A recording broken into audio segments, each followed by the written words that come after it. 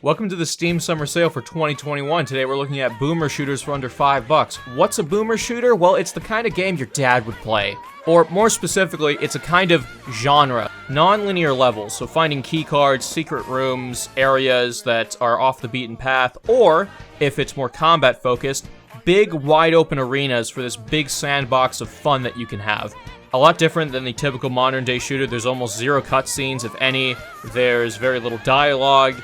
There are no scripted sequences, usually, and everything is just very tight, very fast-paced, and very addictive in a way. It doesn't slow down at all, usually, unless it's, a bad level. But we're going to be talking about some of these games, and I'm going to be recommending some of my favorites. Now, I haven't played every boomer shooter, so you're not going to be seeing games like Quake on this list because I haven't played them. And we're also going to be talking about games specifically that you can actually just get running right away. You don't have to download a mod, you don't have to download a source port, you don't have to do anything. They work out of the box just fine, and they're worthwhile experiences for doing that. With that out of the way, let's get started.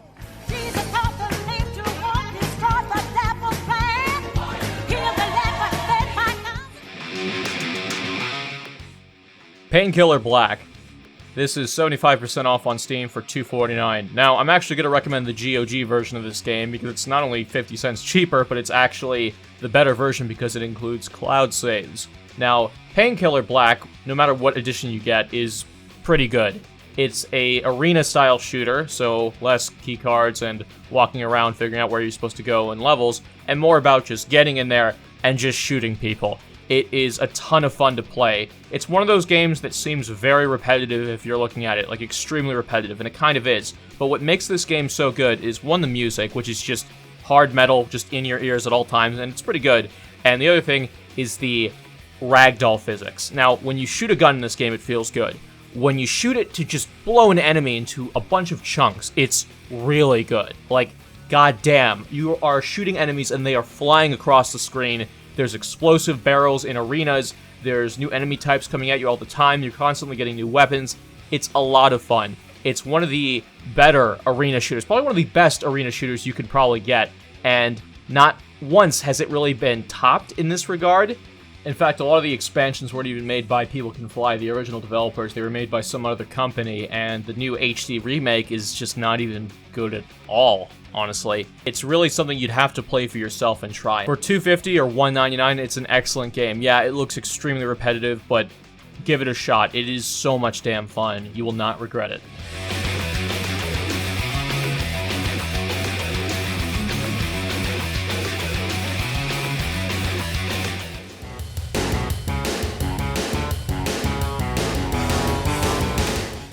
Up next, we have Duke Nukem 3D Anniversary Edition. This is not the best way to enjoy Duke Nukem, but it is the best official way to enjoy it because Gearbox and 2K are a bunch of fuckers and took down the Megaton Edition, which had all the expansions from the original game, and now this one has a new expansion, but it doesn't have any of the old ones, so it's a mishmash of new and missing content. It's not very good.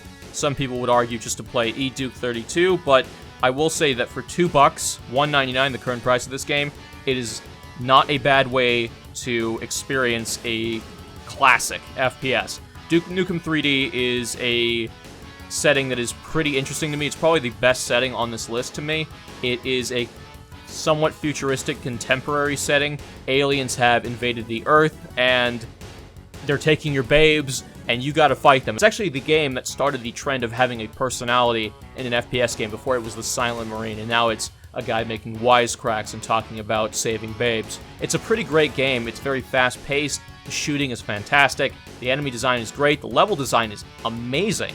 It's got a lot of variety that you'd really come to expect from a classic FPS game. It's not an arena game like Painkiller. It is more of a traditional, semi-linear, keycard-driven level design where okay, I can't access this area yet. I have to go get the key card. Where's the key card? No, while you're exploring for that key card, you find hidden areas and secret rooms and new weapons, and it's just a ton of fun. And a lot of people say that this game is, it's overrated because, it was just cool for the time that it was a protagonist that would say fuck a lot and it would talk about women and babes, but it's still a great FPS game, and anyone who still thinks that has never, ever played it. I used to think this game was antiquated until I played it, and then I thought, oh my god, I'm an idiot.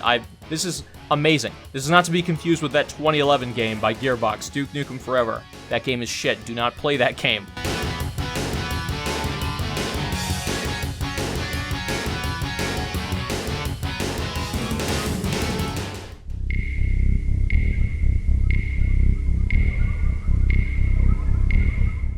Blood, fresh supply, $4.99. Pretty good deal, honestly. Doesn't have cloud saves, which kind of pisses me off, but it is a pretty decent remaster.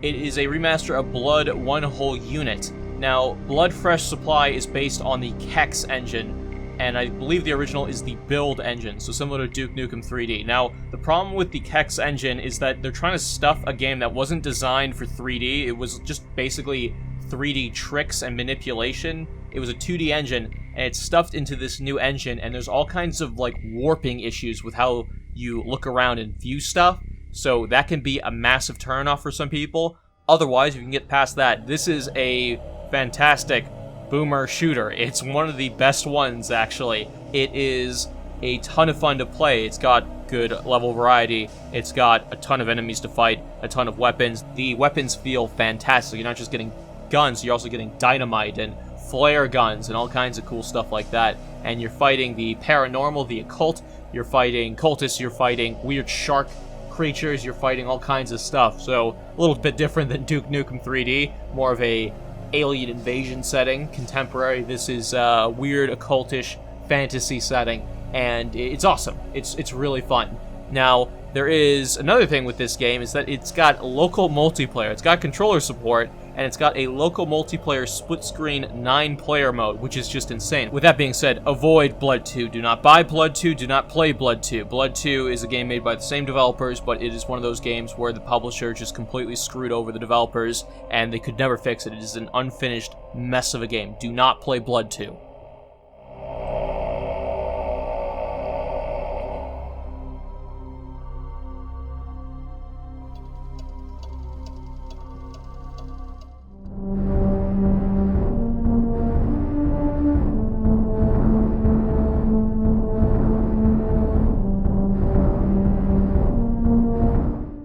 And lastly, we have Doom 64. You can consider this Doom 3 Retro. This is a slower-paced game, refreshingly. Rather than a fast-paced FPS, this one's more about atmosphere, slower walking, and just more methodical pacing.